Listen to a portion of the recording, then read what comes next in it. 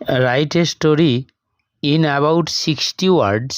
60 ওয়ার্ডের মধ্যে একটি স্টোরি লেখো using the following hints.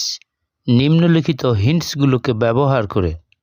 A sailor and his friends. একজন নাবিক এবং তার বন্ধুরা ল্যান্ডেড অন অ্যান আইল্যান্ড। একটি দ্বীপের ওপরে নেমেছিল বা অবতরণ করেছিল।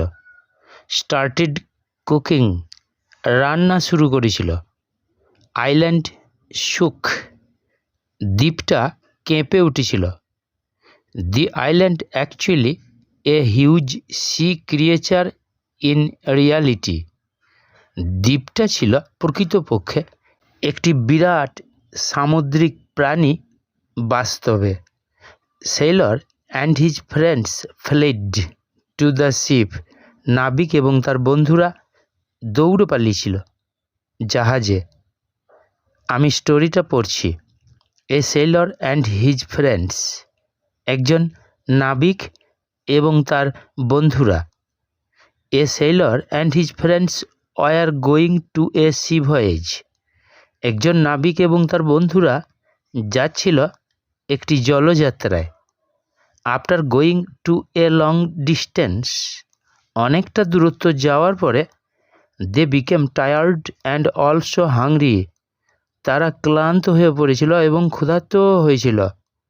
সো তাই সিইং অ্যান আইল্যান্ড, একটা দ্বীপকে দেখে, দে ল্যান্ডেড অন ইট, তারা এটার ওপর অবতরণ করেছিল বা নেমেছিল।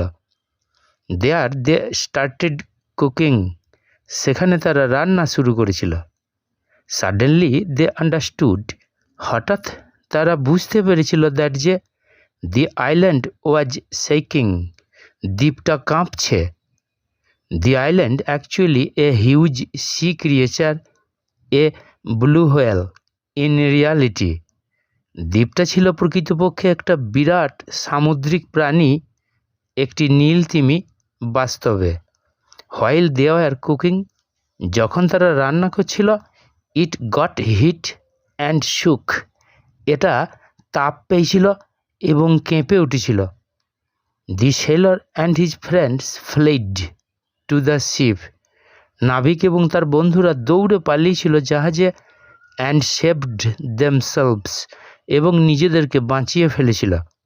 মরাল, লুক বিফোর স্টেপ। পা ফেলার আগে দেখো।